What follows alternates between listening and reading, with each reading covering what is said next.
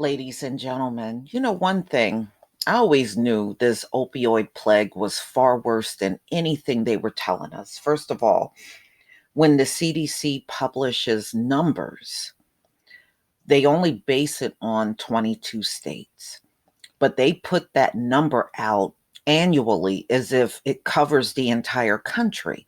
It never have. So I'm not surprised that these stories are now coming out that it's far worse than anything they have reported on. And even in this report, I'm telling you, they're still undercounting. So this came out in the Atlantic, February 27th, 2020. The opioid plague might be much worse than we thought.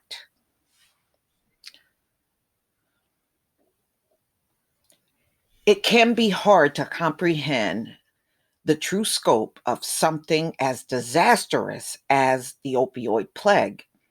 Perhaps that's why it's been compared with falling 747s and crashing cars.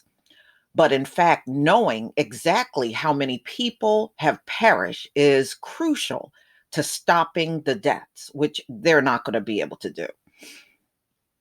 You got millions of people out here strung out on opioids, ladies and gentlemen. It is, they waited until it got to the point where it's impossible to do anything about it. That's why Elaine Hill and Andrew Boslett, economists at the University of Rochester, were concerned when they found that many potential opioid deaths aren't counted as such. Right. So if you remember when Carrie Fisher died, she actually died from a drug overdose, but they put something else on her death certificate, which means she would not be counted as a drug death. And they have done that a lot. She's not the only one. It's many people they did that for in this country. So there's no way you would get a true number. In the fall of 2018, Hill and Boslett were studying how deaths from overdoses of opioids such as heroin or Oxycontin were influenced by the decline of coal mining and the rise of shale gas fracking.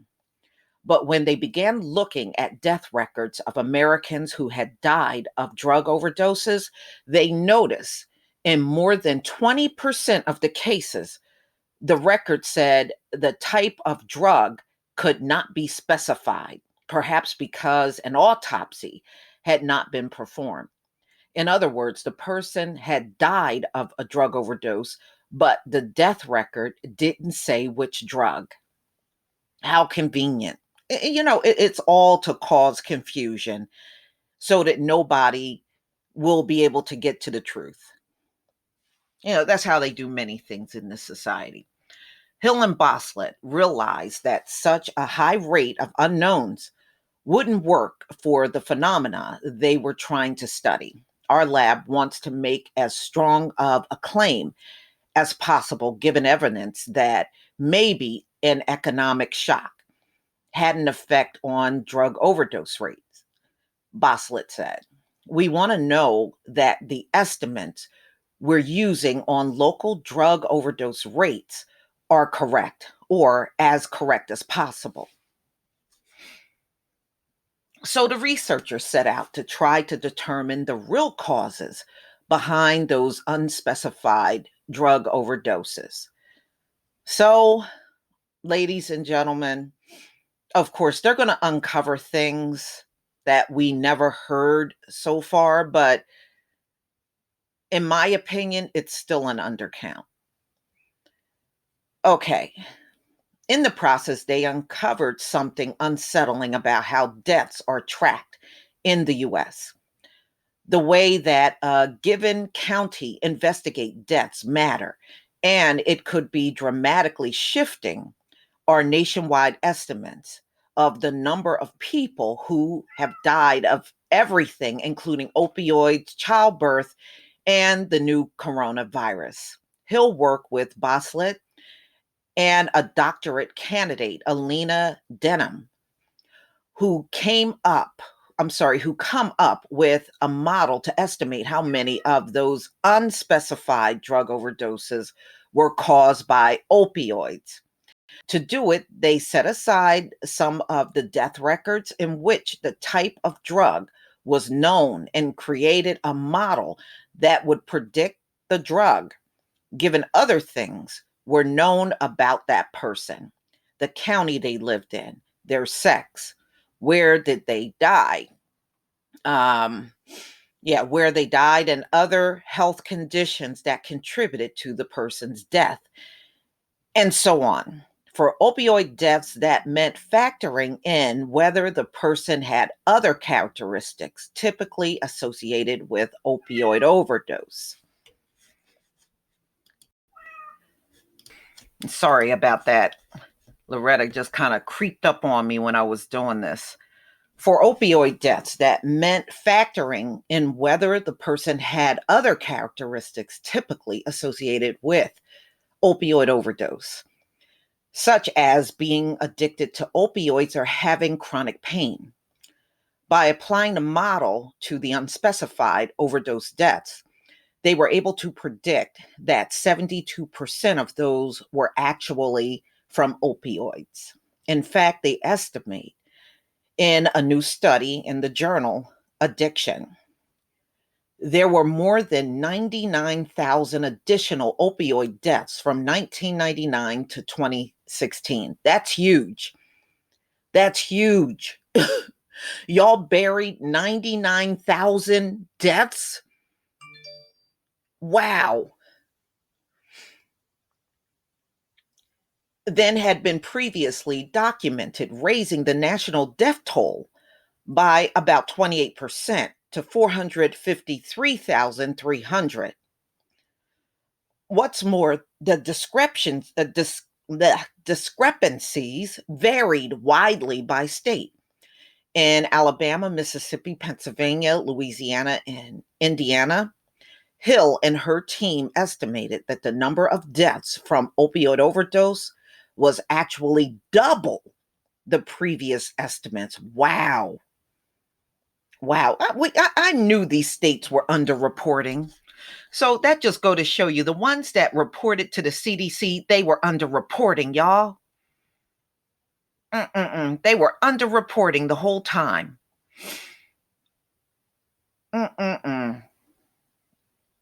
Hill and her team suspected that because of differences in how counties across the US investigate deaths, in essence, whether a given county uses a coroner or a medical examiner to investigate deaths matter.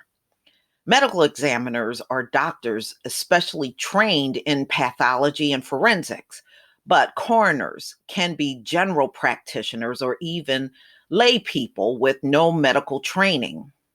For coroners in many places, like the state of Pennsylvania, the only requirement to be a legal adult with no felony convictions who has lived in the county for 1 year and complete a basic training course. Wow, that's all it takes to be a coroner? Wow. Jordan Kistner wrote this week in the New York Times Magazine. Meanwhile, as Kistner pointed out, the United States has a dire shortage of medical examiners. Because of this low standard of training, Denham explains, you would think coroners would not be able to identify opioid involvement in a death as well as a medical doctor trained in it would. That interference seemed to be held up by data. The states that had a lot of unspecified drug overdose deaths, Hill and her colleagues found, tend to use coroners in their death investigations. Interesting. Interesting, y'all. Mm-mm-mm. The counting of opioid deaths is important because you need to know the scale of the problem to know how to intervene in the problem. Then Kataramani said, dealing with a crisis like opioid addiction or coronavirus, for that matter, requires lawmakers and public health workers to make choices about whether to direct precious funds and resources. If the severity of the opioid plague is underestimated, local public health departments can be shortchanged and even more lives could be lost. This is particularly important in the case of infectious diseases like coronavirus, where knowing the total number of deaths can help public health officials estimate okay, yeah, but right now, let's face it, y'all, they are undercounting these coronavirus. I believe the deaths are undercounted too. I mean, just looking at an article like this, you know how easy it is for something entirely different to go on a death certificate other than opioid death or coronavirus? It's easy for them to do it. All they got to do is put pen to paper and it's done. And then that person is not counted when they should be. And they've been doing that all along through this opioid death. They don't want accidental drug death on their loved one's death certificate. So they tell them not to put it on there at all, and they don't do it. Especially in the case of addiction. So much of illness happens outside the public's eye that it's sometime only when someone dies that her neighbors or the government sees exactly what she was going through. The tragedy of plagues like opioid abuse is that nothing can be done to help the dead, but the dead can help others if the things that killed them are accurately reported. Well, that's the thing. America don't do that. You know, I don't care what anybody say. It should be a requirement for all 50 states to report, but it is not. Now, I'm going to see what they're going to do with this coronavirus, y'all. Are they going to require reporting from all of the states? Or are they going to do it just like opioids? 22 states report, that's it. When you have something of a large magnitude like opioids and coronavirus going on, it should be reported by every state, every county. I don't care. It should be reported. But this country they always want to hide things when it looks negative. They don't want that out there when it really should be out there. Having a better grasp of how just many people are dying from various ailments is crucial for policymakers to help those who are still living. It makes you wonder, do they really want to help in the first place? Wow.